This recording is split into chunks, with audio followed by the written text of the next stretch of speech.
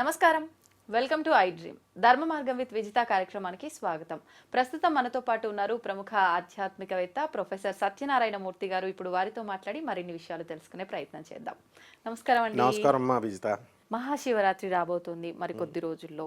శివరాత్రి అనగానే అందరికీ గుర్తొచ్చేది శివయ్యతో మనం భక్తిగా ఏ రకంగా ఉండాలి, మన భక్తిని ఆయన దగ్గర ఏ రకంగా చూపించుకోవాలి, ఆయన ఎలా ప్రసన్నం చేసుకోవాలి, వీటితో పాటు అభిషేకాలు ఏ రకంగా చేయాలి, ఏ ద్రవ్యాలతో చేయాలి, దీంతో పాటు ఉపవాసం ఎలా ఉండాలి, జాగరణ ఎలా ఉండాలి, ఇవన్నీ కూడా వాటి గురించి తెలియజేయండి. తప్పకుండా అమ్మ.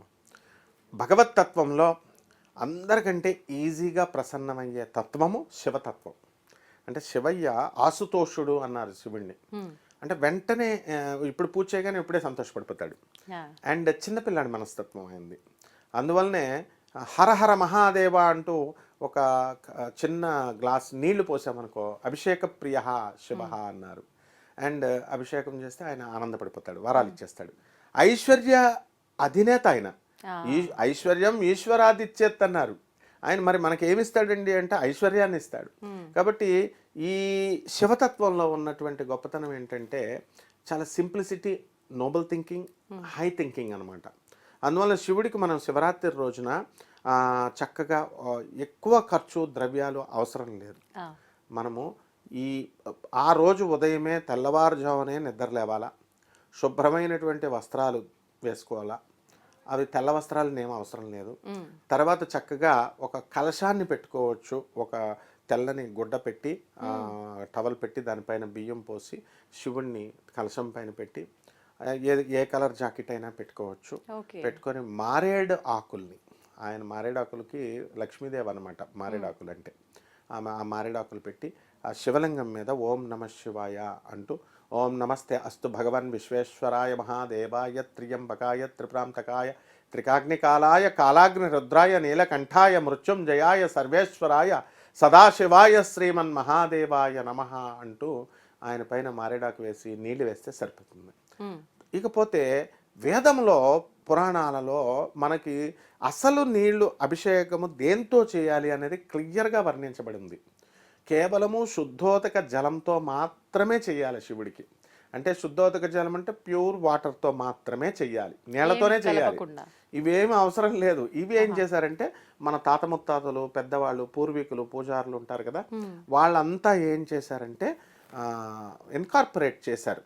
మంచిది, తప్పేం లేదు. ఎందువల్లంటే ఆవు పాలు, ఆవు పెరుగు, తర్వాత ఆవు నెయ్యి, పంచదార, తేనె, ఈ ఐదిట్లతో మనం వేస్తాం. ఎందువలన అంటే వాళ్ళు ఎంత తెలివైన వాళ్ళు చూడు. ఇప్పుడు ఒక శివలింగాన్ని మనం ఏ రాతి విగ్రహం అయినా మనం తీసుకున్నప్పుడు దానికి బ్రేక్ అవుతుంది కొన్ని సంవత్సరాల తర్వాత, దానికి ఆయిల్ రాస్తాం. ఇందులో ఉన్నటువంటిది ఫ్యాట్ ఉంటుంది. ఆ ఫ్యాట్ ఈ 5 వస్తువుల్లో ఆ క్రొవ్వు పదార్థాలు అది పీల్చుకొని ఎన్ని వేల సంవత్సరాలైనా ఆ శివలింగం బ్రేక్ కాకుండా రక్షించడం కోసం పెద్దవాళ్ళు అలా పెట్టారనమాట. ఇక ఆ తర్వాత కాలంలో ఇంకా ఇప్పుడు వచ్చినటువంటి వాళ్ళు ఏం చేశారంటే చెరుకు రసంతో పోస్తే చదువు వస్తుంది, ఆవు నెయ్యితో పోస్తే డబ్బులు వస్తాయి, నేరేడు పళ్ళతో చూస్తే తేజస్సు పెరుగుతుంది. అలా మనం ముఖానికి బ్యూటీ పార్లర్ చేసుకుంటే ఎలాగైతే ఈ రకరకాల పౌడర్లు, వెజిటేబుల్స్, జ్యూసులు రాస్తామో, క్రీములు, ఆ విధంగా శివలింగానికి పెట్టారనమాట. అలాగే ధనావాసము, ధాన్యావాసము అని అన్నంతో అభిషేకాలు ఇవన్నీ కూడా ఎప్పుడంటే శివలింగ ప్రతిష్ఠ చేసేటప్పుడు పెడతాం. ఇది అన్నంతో అభిషేకము ఇవన్నీ కూడా. అయితే శివుడి యొక్క తత్వం ఎలా ఉంటుందంటే కంప్లీట్ భూమి గుండ్రంగా ఉంటే దాని మధ్య రేఖ సెంటర్ లైన్ మీద వెలిసినటువంటి వాడు శివుడు ఒక్కడే. వేరే వాళ్ళు ఎవరు వెలవల. ఆయనే మహాకాళేశ్వరుడు. ఉజ్జయినిలో వెలిశాడు, భూమధ్య రేఖ మీద వెలిశాడు. భూమధ్య రేఖ మీద వెలిసినప్పుడు మనం ఏమని చెప్తున్నామంటే the gravitational force on the equatorial line is minimum. అక్కడ గ్రావిటేషనల్ ఫోర్స్, గురుత్వాకర్షణ శక్తి ఉండదు. అంటే మనం పూజ చేసిన ఫలితం అంతా మనకే వచ్చేస్తుంది, భూమి ఏం లాగదు. The gravitational force on the poles, ధ్రువాల దగ్గర విల్ బి మ్యాక్సిమం అన్నారు. అక్కడ ఎక్కువ ఉంటుంది, ధ్రువాల దగ్గర చేస్తే రాదు. అందుకనే అమెరికా, వెస్టర్న్ కంట్రీస్లో భోగ భూములు అన్నారు. వెస్టర్న్ కంట్రీస్లో పూజలు చేస్తే ఏం ఫలితాలు రావు వాళ్ళకి. అందువల్లనే భారతదేశము యోగ భూమి అన్నారు. ఫారిన్ దేశాలన్నీ కూడా భోగ భూముల దగ్గర ఎంజాయ్ అంతే. But if they want really మోక్షం కావాలంటే they have to come to India. అందువల్లే శ్రీనివాస రామానుజము ఆయన ఏం చేస్తారంటే, ఆయనకి ప్రొఫెసర్ హార్డీ పిలిచినప్పుడు ఆయన విదేశాలకు వెళ్లకుండా సముద్రాలు దాటి వెళ్ళను అని ఆర్థడాక్స్ బ్రాహ్మణ్గా ఉంటే ప్రొఫెసర్ హార్డీ ఒక మనిషిని పంపించి నో నువ్వు దాటొచ్చు అని చెప్పి తీసుకెళ్తారు లండన్కి, కేంబ్రిడ్జ్ యూనివర్సిటీకి. అందువలన పరమేశ్వరుడు పరమ దయాళుడు. కాబట్టి ఈ రోజున మనం పళ్ళు, ఇకపోతే ఉపవాసం అనేది ముఖ్యంగా. ఉప అంటే దగ్గరగా, వాసము అంటే వసించుట అమ్మ, దగ్గరగా నివసించడం. అంటే ఆ రోజంతా కూడా శివనామ స్మరణతో శివ శివ శంకర అంటూ మనం నామస్మరణ చేసుకోవాల్సినటువంటి అవసరం ఎంతైనా ఉంది. అలా వినడం, ఒక్కొక్క నామం వల్ల ఒక్కొక్క పాపం అనేది అగ్నిలాగా దూది పెంజం ఉంటుంది కదా, ఒక పర్వతం దూది ఒక్క నిమిషంలో కాలిపోద్ది. అట్లా మనం చేసిన పాపాలు ఎన్నెన్నో జన్మల పాపాలన్నీ కాలిపోతూ ఉంటాయి. నెక్స్ట్ అందువల్ల నామస్మరణ చేయాలి. మరి నామస్మరణ చేసినప్పుడు ఉపవాసం అంటే మన వాళ్ళు ఏమనుకుంటారంటే మార్నింగ్ నుంచి బాడీని మనం ఖాళీగా ఉంచాలి అనుకుంటాం. ఓకే, మంచిది అది. నిర్జల ఉపవాసం కూడా చేసేవాళ్ళు ఉన్నారు. అంటే వితౌట్ వాటర్ ఇస్తాం. బికాస్ హ్యూమన్ బాడీ అనేటటువంటిది ఒక మెషిన్ లాంటిది. ఇప్పుడు ఒక బైక్ కానీ ఒక కార్ కానీ మనం కంటిన్యూస్గా ఒక 24 గంటలు మనం నడుపుతున్నాం అనుకో, ఆ ఇంజన్లో నుంచి పొగలు వస్తాయి కదా, వాటర్ పోస్తాం కదా, అంటే రెస్ట్ ఇవ్వాలి కదా, కొంచెంసేపు రెస్ట్ ఇస్తే ఆగిపోతుంది. అలాగే ఈ ఏకాదశి రోజున, శివరాత్రుల రోజున, త్రయోదశి రోజున, ఇలాగ కొన్ని నియమాల రోజున, అట్లీస్ట్ పండగల రోజున మనం ఉపవాసాలు పెట్టుకున్నాం అనమాట. తర్వాత ఉపవాసాలు చేయమన్నారని చెప్పి మన వాళ్ళు ఏం చేస్తున్నారంటే మొత్తం మార్కెట్లో ఉన్న ఫ్రూట్స్ అన్నీ కొనేస్తున్నారు. ఆ రేట్లు ఇంకా భయంకరంగా పెరిగిపోతున్నాయి. అట్లా అనమాట, అన్ని రకాల ఫ్రూట్స్ మళ్ళీ అవి మార్కెట్లో ఎక్కడ పారిపోతారో అన్నట్టుగా అది తెచ్చారు, బాగుంది. తర్వాత జాగరణ, రాత్రి జాగరణ చేయాలి, శివనామస్మరణతో జాగరణ చేయాలి. వీళ్ళు ఏం చేస్తున్నారు, ఎలాగో రాత్రి అంటే వీళ్ళకి మైండ్కి అర్థమైంది ఏంటంటే మేలుకొని ఉండాలి అంతే.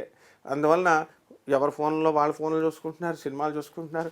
కొంతమంది ఏమో ఏకంగా గేమ్స్ ఆడుతుంటారు చిన్నపిల్లలు, పెద్దవాళ్ళు ఏమో బెట్టింగ్లు కట్టేస్తున్నారు. సో ఇన్ దిస్ వే, ఇంతకు ముందు చక్కగా రామారావు గారి, డాక్టర్ నందమూరి తారక రామారావు యాక్ట్ చేసిన భూ కైలాస్ ఇలాంటి సినిమాలన్నా చూసేవారు కనీసం. కాబట్టి అలాంటివన్నా కూడా సినిమాలు చూసుకోవచ్చు, తప్పులేదు. ఏవి శివుడు సంబంధమైనటువంటి భక్తి సంబంధమైన ఏ సినిమాలైనా చూసుకోవచ్చు. లేదా మనం భజనలు ఇవన్నీ కూడా, నామస్మరణలు ఇవన్నీ కూడా చేసుకోవాలి. సంహా అక్కడ మోటో ఏంటంటే మనము దైవుడి ధ్యానములో, శివ ధ్యానములో ఉండాలి. మరి profit and loss balance sheet చూస్తాం కాబట్టి శివుడికి చేస్తే మనకేంటి, నీకేంటి, నాకేంటి అడగడంలో తప్పులేదు. బికాజ్ ఈజ్ అవర్ ఫాదర్, మనం డాడ్. మనం ఎరే పని చేయంటే చిన్నప్పుడు మనం ఏమంటాం, నాకు చాక్లెట్ ఇస్తావా, నాకేమిస్తావా అని అడుగుతాం కదా. అదే విధానంలో ఇప్పుడు కూడా అడగొచ్చు. అప్పుడు ఆయన చెప్పాడు, నాయనా నీకు మొత్తం ఇచ్చేస్తాను రా అన్నాడు. అంటే కర్మల తొలగిచ్చేస్తున్నాడు, జన్మరాహిత్యం ఇచ్చేస్తున్నాడు. అంటే మళ్ళీ ఇంక మనం పుట్టం చక్కగా మోక్షం.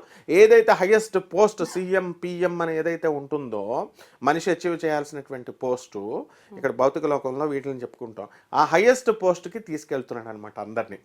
నెక్స్ట్ ఇక్కడ వీళ్ళు ఏం చేయాలండి అంటే మారేడాకు తెచ్చుకోవాలి.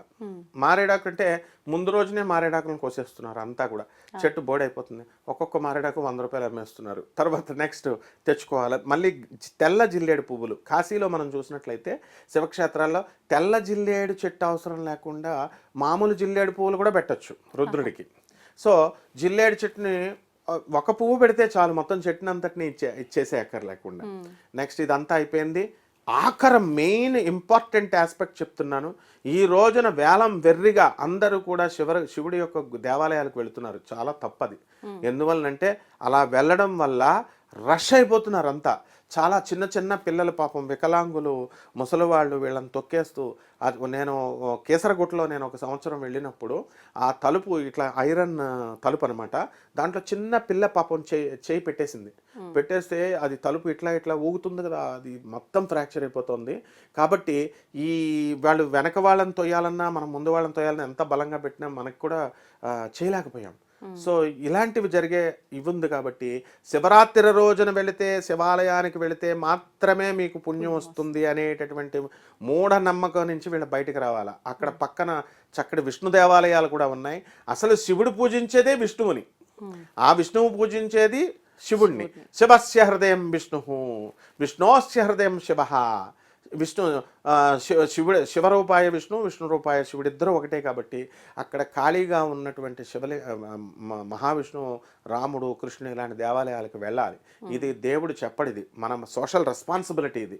ఇలా కాకుండా కేవలం మనకి శివరాత్రి రోజునే మనం వెళితే కంపల్సరీ ఏదో స్పెషల్గా లాభాలు వస్తాయని అనుకొని వెళ్ళి ఏ వికలాంగులకు కానీ ఎవరికి కానీ మనం కనుక ఆడవాళ్ళకి కానీ అక్కడ వాళ్ళకి చేస్తే కనుక పాపం వస్తుంది, పుణ్యంకు పదులు. నేను ఒక చిన్న ఎగ్జాంపుల్ చెప్తాను. శివరాత్రి జరిగిన సంఘటన. కాశీలో శివరాత్రి రోజున ఒక నదిలో స్నానం చేస్తుంటే మోక్షం వస్తుంది, పుణ్యం వస్తుంది, మోక్షం వస్తుంది అని చెప్పి పురాణాలు చెప్తే పార్వతీదేవి భయపడుతుంది. ఏమిటి కైలాస ప్రాప్తి వస్తుందని చెప్తున్నారు ఈ పండితులంతా భూలోకంలో, వీళ్ళు నిజంగా చేసేస్తే కైలాసం, ఇప్పుడు నా కైలాసం ఖాళీ ఎక్కడ ఉంది, కుంభమేళాలో 50 crores వచ్చేసారంటున్నారు మౌని అమావాస్యకి మీడియా ప్రభావం వలన పండితులంతా తెగ చెప్పారు. మరి ఇప్పుడు మన స్పేస్ ఏది అని అడుగుతుంది. పిచ్చి తల్లి నువ్వు వెయిట్, మన ఇద్దరం వెళదాం పదా నేను చూపిస్తానని చెప్పేసి వీళ్ళిద్దరూ ముసలి దంపతులు, బ్రాహ్మణ దంపతుల రూపంలోకి వెళ్తారు. వెళ్ళి ఇక్కడ కూడా కరెక్షన్ చేసుకోవాలి. బ్రాహ్మణ దంపతులు అంటే కేవలము బ్రాహ్మణ్ క్యాస్ట్ దంపతులు అని కాదు, భక్తి కలిగినటువంటి దంపతులు అని అమెండ్ చేసుకోవాలి. సో అలా వెళ్ళిన తర్వాత అక్కడ పడుకుంటే ఎవరు శివుడు, ఈవిడేమో మా అమ్మవారి పాపం మంచి పట్టు ముత్తైదులాగా వచ్చింది కదా, అయ్యో మా ఆయన పడిపోయాడు కమాన్ సేవ్ చేయండి అంటే ఏం చేయాలమ్మా అని అడుగుతారు. ఇదిగో మీరంతా నదిలో స్నానం చేసి వస్తున్నారు కదా, ఒక్కొక్కళ్ళు కమండలాలు రాగి చెంబుల్లో నీళ్లు పట్టుకొస్తున్నారు. ఎవరైతే ఆయన నోట్లో నీళ్లు పోస్తారో, గంగాజలం పోస్తారో ఆయన బ్రతుకుతాడు అనగానే అందరూ వచ్చేస్తారు మేము పోసేస్తామని. పోసేస్తే కానీ చిన్న కండిషన్ ఉందండి అంటుంది. ఏంటమ్మా అంటే ఎవరైతే పాపం చేయలేదో అటువంటి వాళ్ళు పాపరహితులు, ఒక పదం వాడుతుంది, పాపరహితులు మాత్రమే ఆ నీళ్లు పోయాలంటే మొత్తం అందరూ ఆగిపోతారు. అక్కడ ఒక వేశ్య ఉంటుంది, ఆమె మాత్రము డేర్ అండ్ డాషింగ్ లాగా చక్కగా మహేష్ బాబులాగా, పోకిరి మహేష్ బాబులాగా దూసుకొస్తుంది. వస్తే ఏమిటి అందరూ ఏమంటారు, ఇదిగో అమ్మాయి నువ్వు వేశ్యవి, నువ్వు పాపాలు చేసావు కాబట్టి నువ్వు పోయకూడదు అంటారు. పోయకూడదు అంటే ఆమె ఏమంటుంది, బ్యూటిఫుల్ వర్డ్ చెప్పుద్ది, ఏమంటుందంటే ఇప్పుడే నేను గంగా స్నానం చేశాను, నా పాపాలన్నీ కూడా తొలగిపోతాయని పండితులు చెప్పారు, శాస్త్రాలు చెప్పారు. నేను గతంలో పాపాలు చేసి ఉండొచ్చు, ఇప్పుడు పాప రహితురాలని అయిపోయాను. I don't have a single sin, చిన్న మ్యాగ్నిట్యూడ్ ఆఫ్ సిన్ కూడా లేదు అని చెప్పుద్ది. అప్పుడు శివుడు వెంటనే పడుకున్న శివుడు లేచి షీ వాజ్ సెలెక్టెడ్, ఈమె మాత్రమే సెలెక్ట్ అయింది, మిగతా అందరూ ఫెయిల్ అయిపోయారు అన్నారు. ఆ విధంగా ఈ శివరాత్రికి మన అందరం దేవాలయాలు కీటలు ఆడినా, మనం చెప్పినా ఇంత చెప్పినా వెళ్ళకండ్రా నాయన పక్కన విష్ణు దేవాలయాలు వెళ్ళండి, జనాల్ని బ్యాలెన్స్ చేయండి అని చెప్పినా కూడా వాళ్ళు వెళ్తారు. సో వీళ్ళందరికీ మోక్షం వస్తుంది, లేకపోతే శివానుగ్రహం వస్తుంది అనేది కళ. ఎక్కడికి వెళ్ళినా ఏం చేసినా అజ్ఞానంతో ఉండిపోతే మాత్రం శివుడు ఆది గురువు ఆర్డర్ ఏంటి? ఇప్పుడు మనము మన గురువు గారు చెప్పినప్పుడు చిన్నప్పుడు ఎల్కేజీలో మనం చేరినప్పుడు టీచర్ చెప్తుంది, టీచర్ని ఒక దేవతలా చూస్తాడు. టీచర్ బాబు ఆ స్కేల్ పట్టరా అంటే వాడు వెంటనే వెళ్తాడు, ఈ చాక్పీస్ పట్టరా అంటే వెంటనే వెళ్తాడు. అంటే మదర్ కానీ టీచర్ కానీ ఆర్డర్గా చేస్తాడు. ఆ విధంగా పెద్ద అయిన తర్వాత వినడం వల్ల ఆ విధంగా చిన్నప్పుడు ఎలా అయితే మనం చేశామో ఆ విధంగా మనం భక్తులంతా కూడా శివుడి ఆజ్ఞను పాటించాలి. శివుడు చెప్పిన తత్వాన్ని, మెటాఫిజిక్స్ని కనుక తెలుసుకుంటే శివరాత్రి రోజున మీకు ఎనార్మస్ ఎనర్జీ వస్తుంది, మొత్తం అంతా కూడా తీరిపోతుంది. అందువలన ఎన్ని రకాల మనము నైవేద్యాల దగ్గరికి వచ్చేసరికి మనం ఒక నైవేద్యం చాలు. పాయసాన్న ప్రియా త్వక్స్తాప శ్లోక భయంకరి, పాయసాన్నం పెట్టచ్చు, దద్దోజనం వీలున్న వాళ్ళ దద్దోజనాలు, చక్కెర పొంగళ్ళు ఏవి కావాలన్నా పెట్టచ్చు. అయితే ఆ పాపం డబ్బులు లేనటువంటి వాళ్ళు అరే నేను ఇది పెట్టలేకపోతున్నానని బాధ అవసరం లేదు. ఫలము కూడా చాలామందికి డౌట్ ఉంటుంది, ఏమండి పండు ఒకటే సరిపోతుందండి, అన్నం కంపల్సరీ కలవాలా అండి అని. పండు కూడా పెట్టచ్చు. ఇది నేను చెప్పింది కాదు, శ్రీకృష్ణ భగవంతుడు భగవద్గీతలో చెప్పాడు, పత్రం పుష్పం ఫలం తోయం. ఒక గ్లాస్ నీళ్ళు పెట్టినా అది నైవేద్యంతో సమానం. కాబట్టి ఇక్కడ కావలసింది ఏంటంటే హృదయపూర్వకంగా మనం చక్కగా స్వామి మీద అన్కండిషనల్ సరెండరెన్స్ అండ్ టోటల్ సరెండరెన్స్ చేసిన ప్రతి ఒక్కళ్ళకి కూడా శివరాత్రిలో సంపూర్ణమైన కోరికలు తీరుతాయి, సంపూర్ణమైనటువంటి శివానుగ్రహం, మోక్షం కూడా వస్తుందమ్మా.